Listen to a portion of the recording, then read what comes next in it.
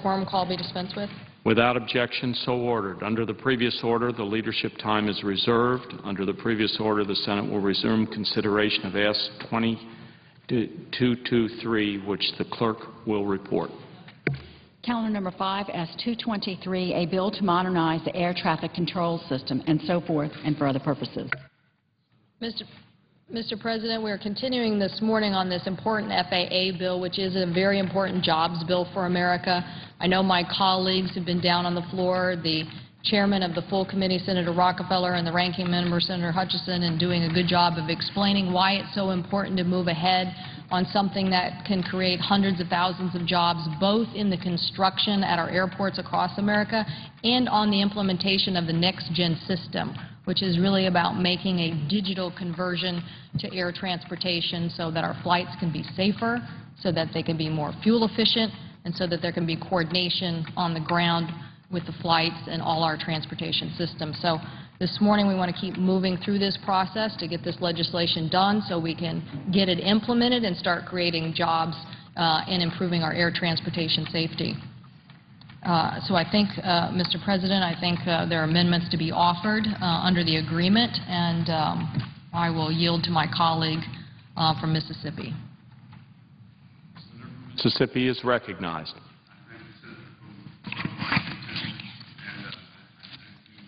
Mr. President, I ask unanimous consent to set aside the pending amendment so that I may call up my Wicker Amendment 14, which is at the desk. Without objection, so ordered. The clerk will report. The Senator from Mississippi, Mr. I ask consent that further reading of the amendment be dispensed with. Without objection. Thank you, Mr. President. This amendment deals with the notion of collective bargaining by TSA employees. The Transportation Security Administration was formed approximately 10 years ago by the Aviation and Transportation Security Act of 2001, Public Law 107-71. Since that time, Transportation Security Administration employees have fared very well. They're a familiar sight in our airports. They're familiar to any of us who fly and to frequent the airports of the United States. It's a good job, and they're well taken care of. During that 10-year period, Mr. President, TSA employees have not been allowed to collectively bargain. And there's a reason for that. First of all, under that act, which I referenced, as a compromise back in that day, the Undersecretary of Transportation for Security, which is now the TSA administrator, was given the ability to fix compensation and terms thereof, and included in that was the determination about whether collective bargaining rights would be afforded to these TSA employees.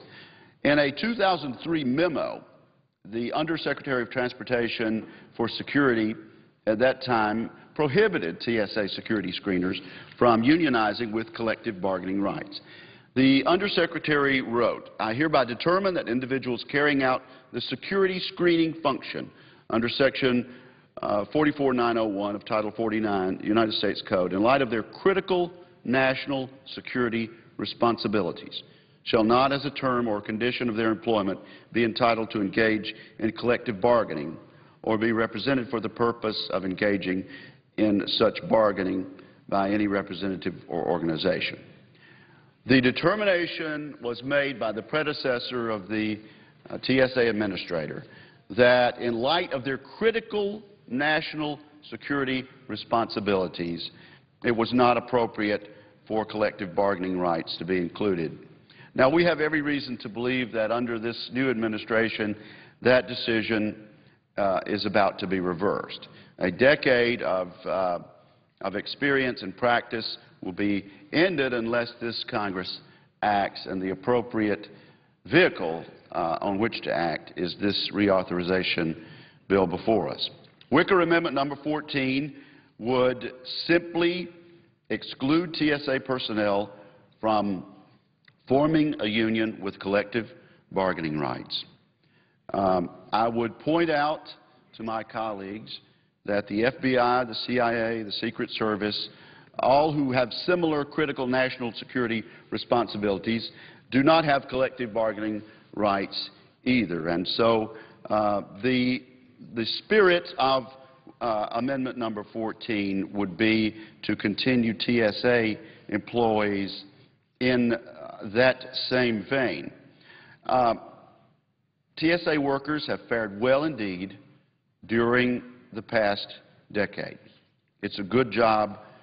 I enjoy seeing them. I enjoy working with them, and we're glad to have them. But for good reason, they have been excluded from collective bargaining rights.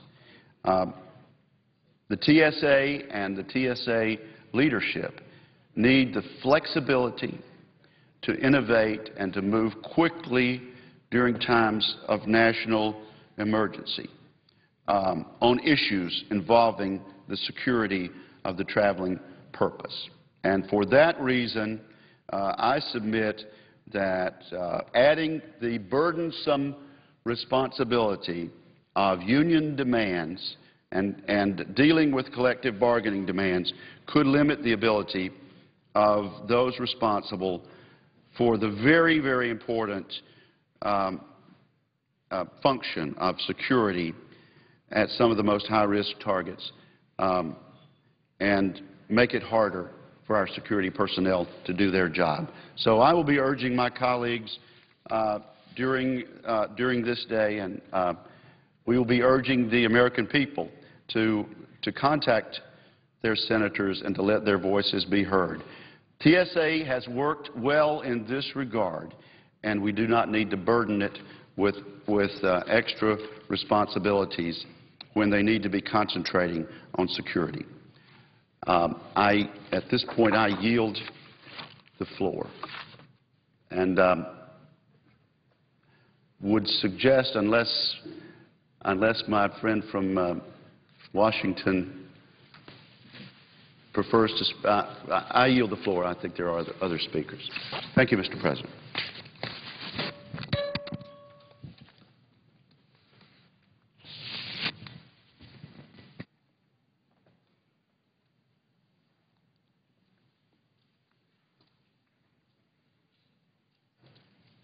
Mr. President. Senator from Oregon is recognized. Thank you, Mr. President. Over the last week, I have watched the affairs in Tahrir Square in Cairo, as millions of Americans have, and was deeply impressed by the peaceful demonstration of Egyptian citizens calling for change in their nation, for change that would respond to the economic plight of ordinary citizens, for change that would give ordinary citizens the opportunity to be a part of the voice directing the course of their nation. Until yesterday, those protests were absolutely peaceful. But that did change yesterday when pro-Mubarak forces entered the fray. Last night, I was watching as Molotov cocktails were being thrown by pro-Mubarak forces down from the heights of adjacent buildings onto the protesters below. I watched as organized thugs proceeded to stone those protesters. I watched as there was sporadic gunfire in the square. And I watched as a group of horsemen galloped through the crowd, whipping people with their whips. This thuggery against citizens peacefully protesting is absolutely unacceptable. Now, the United States has had a long and close relationship with Egypt. We channel a tremendous amount of economic development aid to Egypt. But let me be very clear. What happened yesterday cannot happen again. What happened yesterday with thugs attacking peaceful demonstrators on behalf of the government must not happen again. In no way can America turn a blind eye to this ruthless assault on ordinary citizens. This morning, there were voices from within the Egyptian government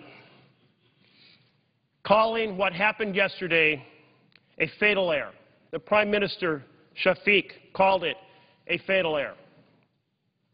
And this morning, there were signs that the Army, instead of allowing and organizing thugs and allowing them on the square to assault the demonstrators, was standing in to protect them. This is a right turn of events. But let it be noted by all who would care to listen that citizens of the United States of America are not going to stand by and support a government that is attacking peaceful demonstrators in a square in Cairo. So if we see a repeat of this violence, America must send a very strong message. There will be no further aid to the Mubarak government. We do not know what the ultimate outcome of these protests will be. But peaceful action against government is a hallmark of democracy. It is a hallmark of freedom. And we should ensure that those protests could continue, those peaceful protests calling for a voice for ordinary citizens, and that Egypt can move towards free and fair elections. Thank you, Mr. President. And I yield the floor.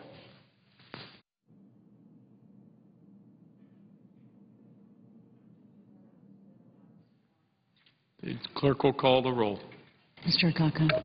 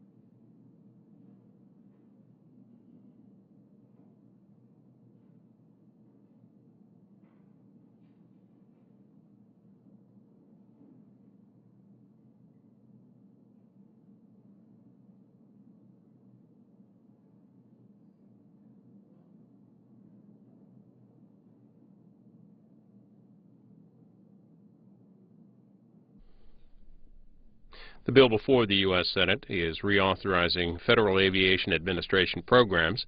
Senator Merkley on the speech in a period of morning business talking about the protests in Egypt. The Associated Press reports this morning that another bout of heavy gunfire and clashes erupted today around dusk in the Cairo square at the center of Egypt's anti-government chaos, while new looting and arson spread around the capital.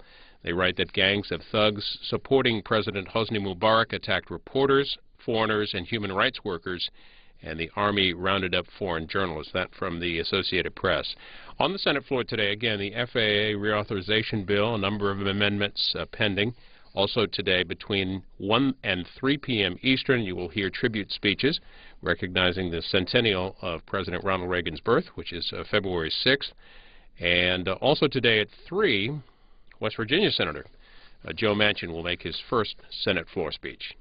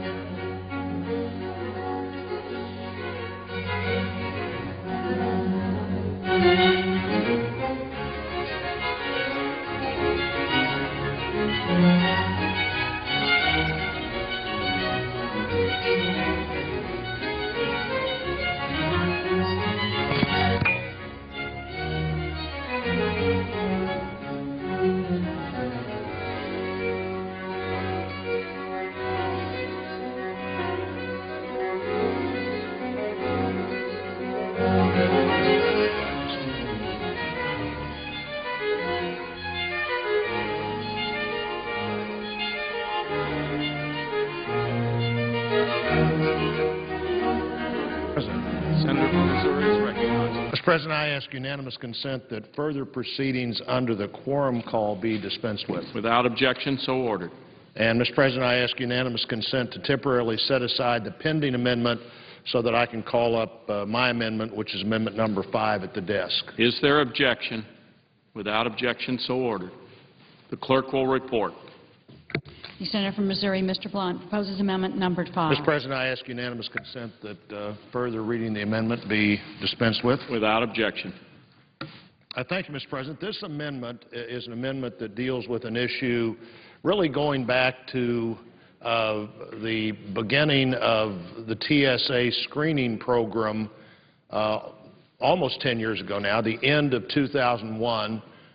We had a significant discussion between the House and the Senate about how that program would run. In fact, the House that I was a member of at the time and you were a member of at the time passed a bill that said that the screening would continue to be competitive and private and determined by local airports. The Senate's view at the time was that this was a new responsibility that would be taken over everywhere by the federal government and the TSA.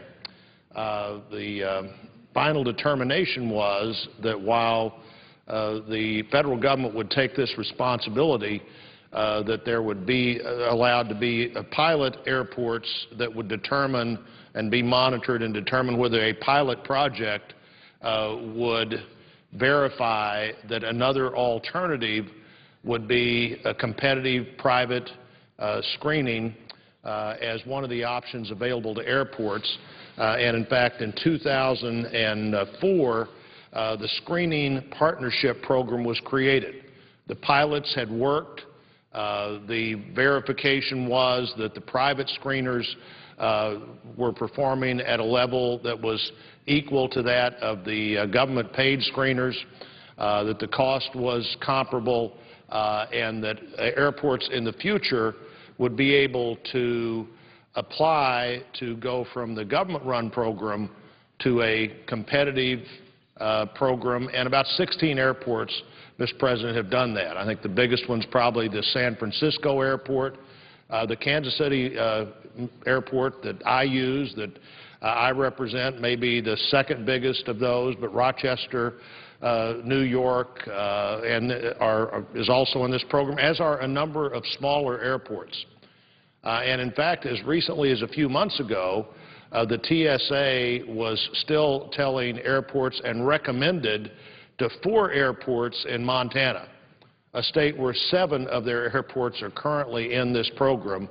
The TSA recommended to 4 more airports in Montana that they look at this program as a potential better alternative for them. And only in recent weeks did TSA determine, in responses to the Springfield, Missouri airport, these 4 Montana airports, and perhaps as many as a handful of other airports, that no, we think that that program is big enough and this is an option no longer available to local airport boards. This amendment would reach the conclusion that the local airport board is still an important determiner of which system works best in their airport.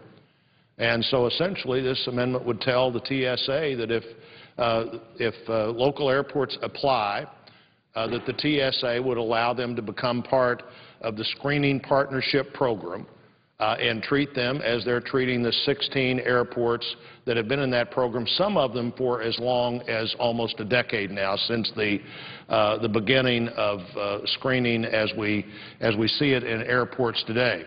And so, Mr. President, I'm hoping that we get back to where we actually give authority back or maintain authority at the local airport level to determine which system works better for them. A competitive system allows flexibility, and flexibility allows more adaptability, more innovation, and frankly, I think encourages the government-run systems to be more competitive and more responsive. Mr. President, that's why I'm offering this amendment. I hope it becomes part of this bill, and look forward to working with the committee on this amendment and over the next few days as we continue to debate FAA. But this has real impact on a number of the authorities that are under the Federal Aviation Administration. I think this is an important time to solve this problem. It's one that was created, in my view, totally by TSA deciding on their own something that the law never envisioned. I was part of that debate a decade ago. I know what the intention was, and it was not the intention of the pilot or of the pilot program or of the determination we made at the end of 2001 that TSA would determine for local airport authorities what was best for their airport. This amendment would require the TSA to work with local airports and implement their desire to change from the system that they have at the time run totally by TSA to a system that would be under the Screening Partnership Program.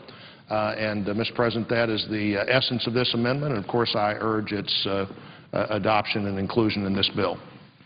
And, Mr. President, I would yield back.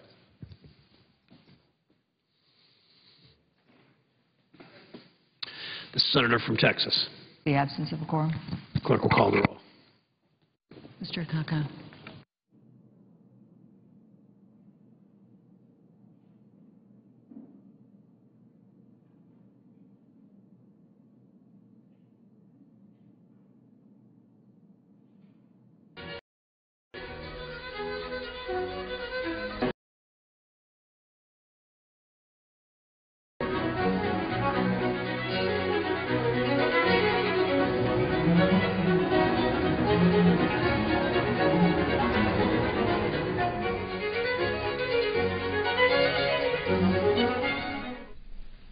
Well, you just heard from freshman Senator Roy Blunt of Missouri. Later today, freshman Senator Joe Manchin of West Virginia, the former governor, will make his first floor speech, the so-called maiden speech. That's expected about 3 p.m. Eastern. Ahead of that, though, a number of speeches in recognition, in tribute to the late President Ronald Reagan on the centennial of his birth date, which is February 6th. The Hill reports you'll hear from the following senators. Among the senators you'll hear from Senators Feinstein, Webb, Kirk, McCain, Inhofe, and Senator Alexander. That's later today between 1 and 3 Eastern. On the floor of the Senate today, once again, they're debating the FAA bill, the reauthorization of Federal Aviation Administration programs.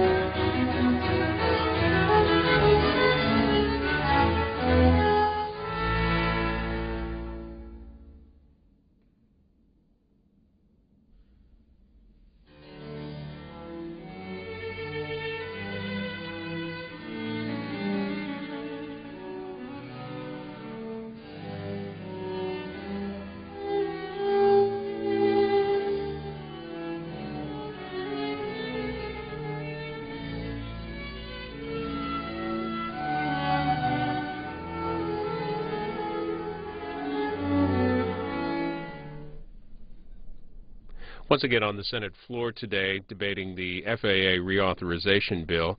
Yesterday, much of the debate was taken up by the discussion on health care, the repeal of health care, in the form of a couple of amendments. While the Senate rejected the repeal by a vote of 47 to 51, Senate Republicans voted unanimously to waive a budgetary point of order, but they needed 60 to proceed. And every Democrat yesterday present voted against waiving that point of order. Today, a number of amendments and votes possible on the Senate floor. On the issue of health care, though, the Associated Press reports that Virginia's Attorney General wants his lawsuit against the federal health care law to go straight to the U.S. Supreme Court. Attorney General Ken Cuccinelli said today he plans to file a motion to bypass an appeals court after he won a federal judge's ruling in December against the law's requirement that most Americans buy health insurance. That from the Associated Press this morning.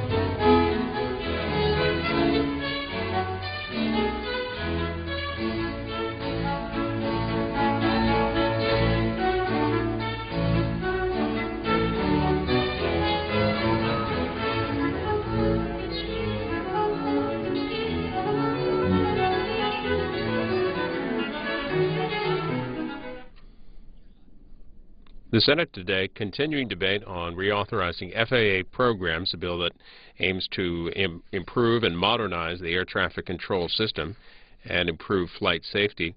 Associated Press reports that a Delta Airlines executive says airfares will keep rising along with jet fuel prices, and the airline will grow less than planned this year. Airlines have already raised fares several times since December, according to Delta President Ed Bastian. And on Thursday today, he said that jet fuel is now running around $2.75 per gallon. It's going to stay at that level. He said Delta will need to keep raising ticket prices to cover the cost. That from the Associated Press. In Senate news, The Hill reports that Representative Barney Frank won't be challenging Senator Scott Brown in 2012. Congressman Frank said today he'll seek re-election to his House seat next year, meaning he will pass on a Senate run.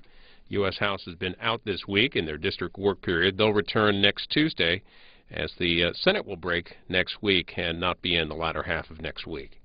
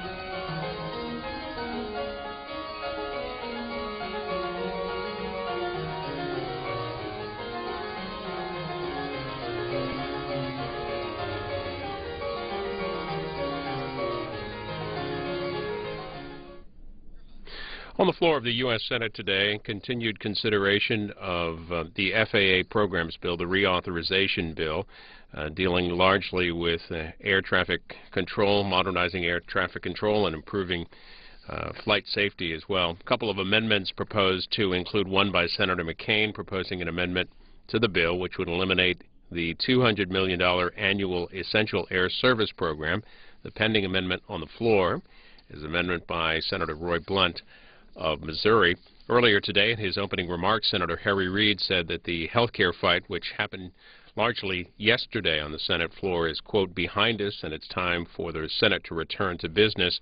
The Senate yesterday blocking efforts by Republicans to repeal the health care law. That, of course, passed in the U.S. House but failed in the Senate yesterday. An amendment vote by a vote of 47 to 51 was the vote yesterday.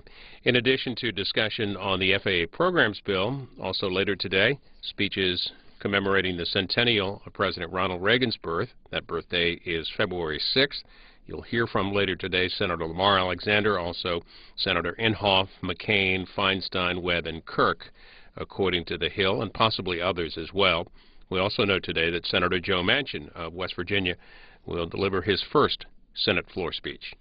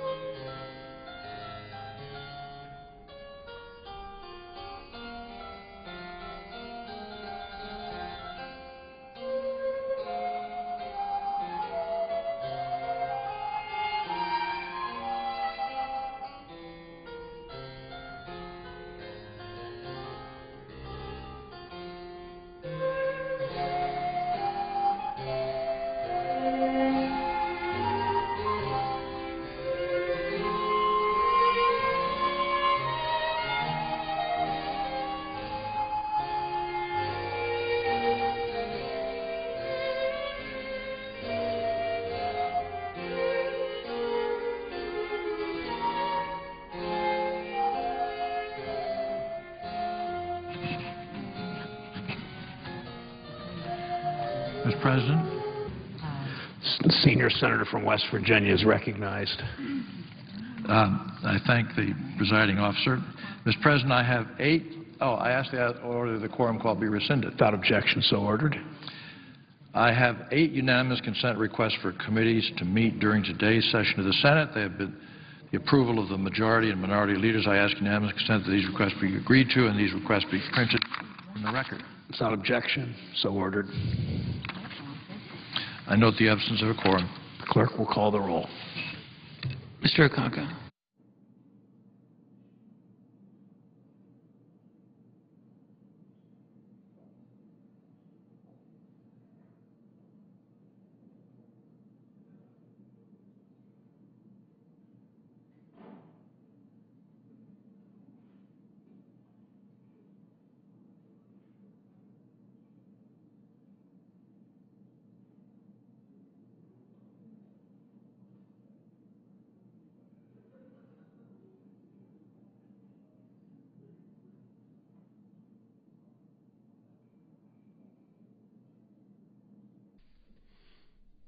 The Senate continues in a quorum call as Senator from senators Illinois come to is the floor to speak. Mr. President, today I would like to The speak. Senate is in a quorum call. Okay. If I could ask consent to proceed to discuss. Without objection, so ordered. White House amendment. Mr. President, today I'm pleased to join Senator Whitehouse, Senator Boxer, and a growing list of my colleagues in support of the Whitehouse Kirk-Boxer amendment that will improve airline safety throughout the nation. Most individuals are familiar with laser pointers that are often used in presentations. What you may not know is there is now a growing danger of these devices pointed at pilots. Last month, the FAA released nationwide data on lasers pointed at aircraft. From 2009 to 2010, incidents nearly doubled from 1,527 to 2,836. To show how quickly this has become a problem, when the FAA first began to track this issue in 2005, incidents were under 300. Transportation Secretary LaHood has acknowledged this is a serious safety issue. Lasers can temporarily blind pilots, which are incredibly dangerous, and even more so during the critical time of takeoff and landing. Advancements in laser technology are also making the problem worse. Certain color variations, such as green lasers, are 35 times brighter than comparable red lasers. This is a particular worry for me and my state's busiest airport, O'Hare International. According to the FAA, last year O'Hare had the second highest number of laser events in the nation at 98. The White House Kirk-Boxer amendment creates new penalties for knowingly pointing a laser at an aircraft or at the flight path of an airplane. Common sense exemptions are provided to allow further research and testing activities. Current law has not kept up to date with this new threat. It's time to give law enforcement and prosecutors additional tools to reduce the likelihood of a laser-related tragedy. The amendment is supported by the Airline Pilots Association and the National Association of Police Organizations, which includes the Federal Flight Deck Officers Association. I thank Senator Whitehouse and his staff for this leadership in this issue and urge my colleagues to support this bipartisan proposal to help make our nation's pilots and especially their passengers safer. And with that, yield back the floor and suggest an absence of a quorum.